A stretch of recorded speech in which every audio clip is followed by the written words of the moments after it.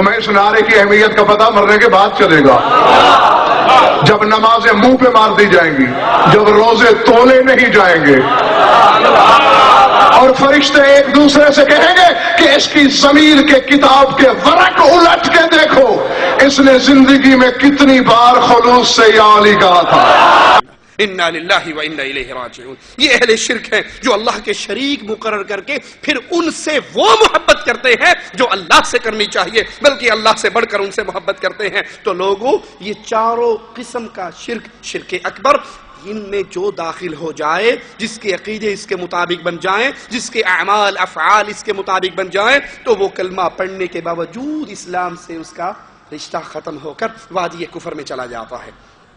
اسی طرح عبادت کی جتنی بھی قسمیں ہیں وہ خالص اللہ کے لیے ہیں۔ اگر انسان اس عبادت میں سے کوئی قسم بھی غیر اللہ کے لیے کرے، غیر اللہ کے لیے ذبح کرے، اس کے لیے سجدے کرے، اس کے لیے طواف کرے، اس کے لیے رکوع کرے، اس کے نام پر قربانیاں کرے، اس کے نام پر ذبح کرے، پیر شاہ جمال، کوکڑ گھینتے پتر ڈیر تالال، وہ بابا جی کے قبر پہ جا کر بکرے کی نیاز دے، وہ مرغے کی نیاز دے، وہ اس کو راضی کرنے کے لیے خون بہائے، تو یہ عبادت میں اس کو شریک بنا کر شرک اکبر کا جرم کر کے وادی ایمان سے نکل جاتا ہے۔ صحیح مسلم میں ہے، امام الانبیاء فرماتے ہیں، سیدنا علی سے روایت ہے، لعن اللہ من ذبح لغیر اللہ، جو اللہ کے علاوہ کسی اور کے لیے ذبح کرتا ہے، اللہ کی اس پر لعنت برستی ہے، جو اللہ کے علاوہ کسی اور کے لیے ذبح کرے۔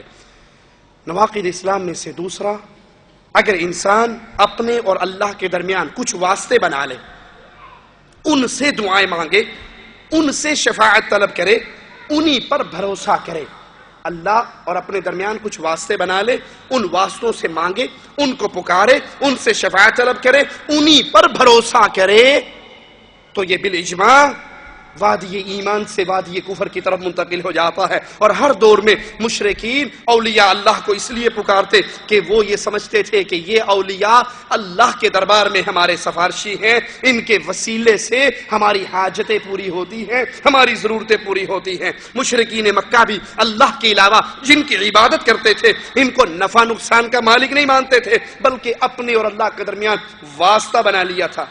آج بھی یہ واسطے ہیں نہیں، ساڑی سندا نہیں انہاں دی موڑدا نہیں، ساڑی سندا نہیں انہاں دی موڑدا نہیں، ساڑی انہاں دے اگے انہاں دی او دے اگے۔ یہ اللہ پر اتنی بڑی تہمت ہے کہ ہماری سنتا نہیں، ان کی موڑتا نہیں، وہ تو سب کی سنتا ہے۔ سلیمان علیہ السلام نبی ہیں، پانی کی دعا کرنے کے لیے جا رہے، جہاں کھڑے ہو کر مانگنا تھا، مالک نے وہاں ایک منظر کیڑی کا دکھایا، چیونٹی کا دکھایا، جو الٹی لیٹی ہوئی ہے، ٹانگیں آسمان کی طرف اٹھائی ہوئی ہے اور کہہ رہی ہے یا رب یا رب۔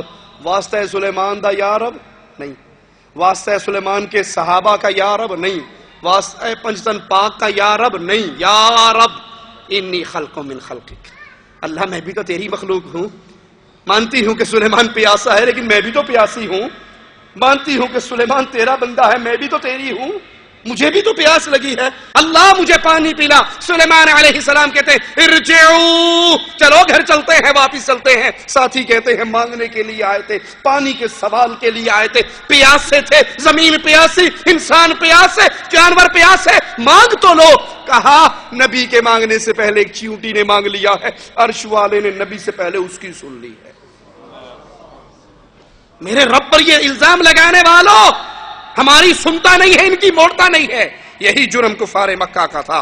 آؤ قرآن حکیم سے سنتے ہیں، سورۃ یونس آیت نمبر 18، مالک فرماتا ہے وَيَعْبُدُونَ مِن دُونِ اللَّهِ، یہ اللہ کے علاوہ ان کی عبادت کرتے ہیں، مَا لَا يَضُرُّهُمْ وَلَا يَنْفَعُهُمْ، جو ان کو نقصان نہیں پہنچا سکتے، جو ان کو فائدہ نہیں پہنچا سکتے۔ وَيَقُولُونَ، اور یہ کہتے کیا ہے، ان کا عقیدہ کیا ہے، ان کا دعویٰ کیا ہے، یہ کیوں ان کے سامنے سجدہ ریز ہیں، کیوں ان کا طواف کر رہے ہیں، کیوں ان کے سامنے رکوع کر رہے ہیں، کیوں ان کے لیے نظر دے رہے ہیں، کیوں ان کے لیے نیاز دے رہے ہیں، کیوں ان کے لیے خون بہا رہے ہیں۔ وَيَقُولُونَ، ان کا آوازہ کیا ہے، ہؤلاء شفعاؤنا عند اللہ، یہ پیر بابے بزرگ ہمارے اللہ کے ہاں سفارشی ہے، یہ اللہ سے ہماری باتیں منواتے ہیں، ہم ان کے سامنے رکھتے ہیں، یہ اللہ کے سامنے رکھتے ہیں۔ الا للہ الدین الخالص، اور لوگوں دین اسلام خالص اللہ کے لیے عبادت کرنے کا نام ہے. والذین اتخذوا من دونہ اولیاء، والذین اتخذوا من دونہ اولیاء، جن لوگوں نے اللہ کے علاوہ اپنے اپنے ولیوں کو، پیروں فقیروں کو پکڑ لیا اور کہا کیا ما نعبدهم الا ليقربونا الى الله زلفى. ہم ان کے پاس کیوں گئے، ہم ان کے دربار پہ کیوں آئے، ہم نے ان کی عبادت کیوں کی، ہم نے ان کے میلے کیوں لگائے، ہم نے ان کے سامنے ماتھے کیوں ٹیکے، ہم نے ان کو کیوں پکارا، کیوں؟ ما نعبدهم الا ليقربونا الى الله زلفى. یہ ہمیں اللہ کے قریب کر دیں گے، یہ ہمیں اللہ کے قریب کر دیں گے. ہماری سنتا نہیں ہے، ان کی موڑتا نہیں ہے، ان کا بڑا مقام ہے، یہ اللہ کے بڑے لاڈلے ہیں، یہ رتے ہوئے ہیں، ان کو اللہ نے عطا کیا ہوا ہے، یہ جو چاہتے ہیں کر گزرتے ہیں، یہ ہمیں اللہ کے قریب کر دیں گے. یہ عقیدے کفار مکہ کے عقیدے تھے، یہ جرم کفار مکہ کا جرم تھا. افسوس جو شخص اللہ کو خالق، رازق، مالک ماننے کے باوجود غیر اللہ کو سفارشی سمجھ کر پکارے، ان پر بھروسہ کرے، وہ دائرہ ایمان سے نکل جاتا ہے. لیکن آج کلمہ پڑھنے والوں کی اکثریت اسی بیماری کا شکار ہو چکی ہے. کلمہ پڑھنے والوں کی اکثریت اسی بیماری کا. اور جو ایک بات کہہ کے میں اپنے موضوع کی طرف دوبارہ آتا ہوں، ساڑی سندا نہیں، اینا دی موڑدا نہیں، یہ اللہ پر بہت بڑی تہمت ہے. مالک تو سب کی سنتا ہے. وقال ربکم، تمہارے رب نے کہا ہے ادعونی، مجھے پکارو، میں تمہاری پکار کو سننے والا ہوں. یا ایھا الانسان ما غرک بربک الکریم، اے انسان، کریم اللہ سے کس چیز نے تیرے چہرے کو موڑ دیا؟ کیوں تو نا امید ہو گیا؟ کیوں تو مایوس ہو گیا؟ کیوں تو اللہ سے دھوکے میں پڑ گیا؟ اللہ کو تو نے پکارنا چھوڑ دیا اور اس بد عقیدگی کا شکار ہو گیا. امام الانبیاء فرماتے ہیں علیہ الصلوۃ والسلام، جب رات ہوتی ہے مالک اور کہتا ہے میرے بندے، مالک اپنا ہاتھ پھیلاتا ہے، کہتا ہے بندے، رات کے اندھیرے میں گناہ کرنے والے دن کے اجالے میں معافی مانگ لے، سارے معاف کر دوں گا. دن ہوتا ہے مالک، رات ہوتی ہے مالک آواز لگاتا ہے، ہاتھ پھیلاتا ہے، اے روشنیوں میں گناہ کرنے والے اندھیروں میں معافی مانگ لے، اندھیروں میں کرنے والے روشنیوں میں معافی مانگ لے. امام الانبیاء فرماتے ہیں رات کے آخری پہر اللہ تعالی آسمان دنیا پہ نزول کرتا ہے جیسے اس کی شان کے لائق ہے. اس کیفیت کو ہم نہیں جانتے، جیسے اس کی شان کے لائق ہے. اور پھر آواز لگاتا ہے کوئی مانگنے والا، ہے کوئی سوال کرنے والا، ہے کوئی بیمار، ہے کوئی شفا کا طالب، ہے کوئی جس کا رزق کم ہو، وہ رزق میں فراخی چاہتا ہو، مانگ لے. ہم سارے اس وقت سوئے ہوئے ہوتے ہیں، صبح اٹھ کر کیا کہتے ہیں ساڑی سندا کوئی نہیں، اینا دی موڑدا کوئی نہیں. تو آسمان دنیا پہ نزول کرتا ہے جیسی اس کے شان کے لائق ہے، لیس کمثلہ شیء، اور تم پھر اللہ پر تہمت لگاتے ہو ہماری سلطان. کہتا جی آپ نے کہا ماننا. تھانے دار کو ملنا ہو تو سپاہی پکڑنا پڑتا ہے، کوٹھے پہ چڑھنا ہو تو سیڑھی لگانی پڑتی ہے، بادشاہ کو ملنا ہو تو امیر پکڑنا پڑتا ہے. ہائے افسوس، تو نے میرے رب کو مخلوق کے ساتھ تشبیہ دے کر کتنا بڑا جرم کیا ہے. مانتا ہوں بادشاہ کو امیر کے بغیر ملاقات نہیں کر سکتے، تھانے دار کے لیے سپاہی پکڑنا پڑتا ہے. کیوں؟ وجہ کیا ہے؟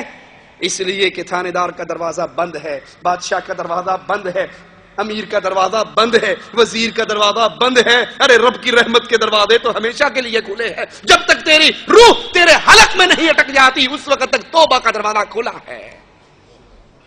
مانتا ہوں بادشاہ کے پاس جانے کے لیے وسیلے کی ضرورت ہے، کوٹھے پہ چڑھنے کے لیے سیڑھی کی ضرورت ہے. کیوں؟ اس لیے کہ بادشاہ کے دل میں تیرے لیے کوئی محبت نہیں ہے. لیکن اللہ، امام الانبیاء ایک عورت کو دیکھتے ہیں جس کا بچہ گم چکا ہے، وہ تلاش کرتی پھرتی ہے، جب مل جاتا ہے چھاتی سے لگاتی ہے، دودھ پلاتی ہے. آقا اپنے صحابہ سے کہتے ہیں اس کو دیکھو کہ اپنے اس معصوم کو آگ میں پھینک دے گی. کہا صحابہ اللہ کے نبی یہ تو اپنے بچے کو کبھی آگ میں نہیں پھینکے گی. کہا جو اس کے دل میں محبت ہے وہ اس محبت کا ایک حصہ ہے، 99 حصے تو اللہ کے پاس ہے. مانتا ہوں کہ بادشاہ کے پاس جانے کے لیے وزیر امیر کی ضرورت ہے. کیوں؟